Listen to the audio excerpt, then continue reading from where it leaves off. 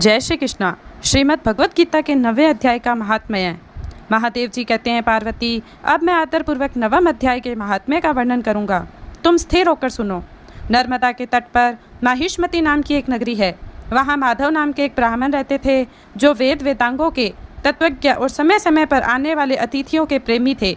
उन्होंने विद्या के द्वारा बहुत धन कमाकर एक महान यज्ञ का अनुष्ठान आरंभ किया।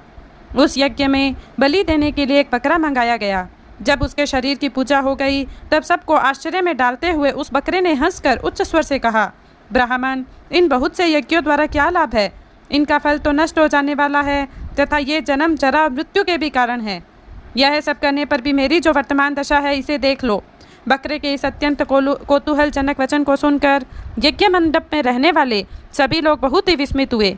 तब वे यजमान ब्राह्मण हाथ जोड़ अपलक नेत्रों से देखते हुए बकरे को प्रणाम करके श्रद्धा और आदर के साथ पूछने लगे। ब्राह्मण बोले, आप किस जाति के थे? आपका स्वभाव और आचरण कैसा था तथा किस कर्म से आपको बकरे की योनि प्राप्त हुई? यह सब मुझे बताइए। बकरा बोला, ब्राह्मण, मैं पूर्व जन्म में ब्राह्मणों के अत्यंत निर्मल कुल में उत्पन्न हुआ था। समस्त यज्ञों का अनुष्ठान करने वाला और वेद विद्या में प्रवीण था। एक दिन मेरी स्त्री ने भगवती दुर्गा की भक्ति से विनम्र होकर अपने बालक के रोग की शांति के लिए बलि देने के निमित्त मुझसे एक बकरा मांगा। तत्पश्चात जब चंडिका के मंदिर में वह बकरा मारा जाने लगा, उस समय उनकी माता ने मुझे श्राप दिया, ओ ब्राह्मणों में नीच पापी, तू मेरे बच्चे का वध करना चाहता है, इसलिए तू भी बकरे की योनि में जन्म लेगा।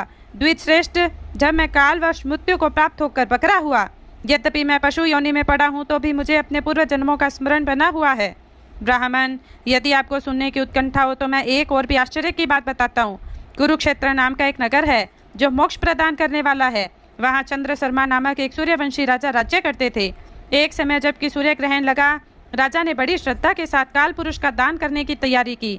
उन्होंने वेदांगों के पारगामी एक विद्वान ब्राह्मण को बुलवाया और पुरोहित के साथ वे तीर्थ के पावन जल से स्नान करने को चले।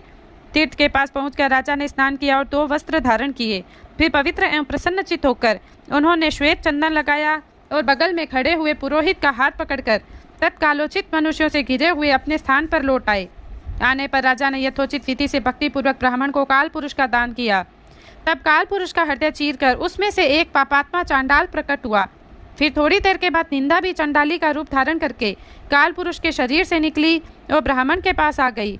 इस प्रकार चंडालों की वह जोड़ी आंखें लाल किए निकली और ब्राह्मण के शरीर में हठात प्रवेश करने लगी। ब्राह्मण मन ही मन गीता के 9वें अध्याय का जप करते थे और राजा चुपचाप यह सब कौतुक देखने लगे। ब्राह्मण के अंतःकरण में भगवान गोविंद शयन करते थे, वे उन्हीं का ध्यान करने लगे। ब्राह्मण ने अपने आश्चर्यभूत भगवान का ध्यान किया। उस समय गीता के अक्षरों से प्रकट हुए विष्णु दूतों द्वारा पीड़ित होकर वे दोनों चांडाल भाग चले। उनका उद्योग निष्फल हो गया। इस प्रकार इस घटना को प्रत्यक्ष देखकर राजा के नेत्र आश्चर्य से चकित उठे। उन्होंने ब्राह्मण से पूछा, विप्रवर, इस महाभयंकर आपत्ति को कैसे पार किया? आप किस मंत्र का जप तथा किस देवता का स्मरण कर रहे थे? वह पुरुष तथा स्त्री कौन थी? वे दोनों कैसे उपस्थित हुए? फिर वे शांत कैसे हो गए? यह सब मुझे बतलाइए। ब्राह्मण ने कहा, राजन, चांडाल का रूप धारण करके भयंकर पाप ही प्रकट हुआ था तथा वह स्त्री निंदा की साक्षात मूर्ति थी। मैं इन दोनों को ऐसा ही समझता हूँ। उस समय मैं गीता के 9वें अध्याय के मंत्रों की माला जपता था। उसी का महात्म्य है कि सारा संकट दूर हो गया। नहीं पते, मैं नित्य ही गीता के 9वें अध्याय का जप करता हूँ। उसी के प्रभाव से प्रतिग्रह जनित आपत्तियों के पार हो सका हूँ। यह सुनकर राजा ने उसी ब्राह्मण से गीता के 9वें अध्याय का अभ्यास किया। फिर वे दोनों ही परम शांति को प्राप्त हो गए। यह कथा सुनकर ब्राह्मण ने बकरे को बंधन से मुक्त कर दिया और गीता के 9वें अध्याय के अभ्यास से परम गति को प्राप्त किया। जय श्री कृष्ण।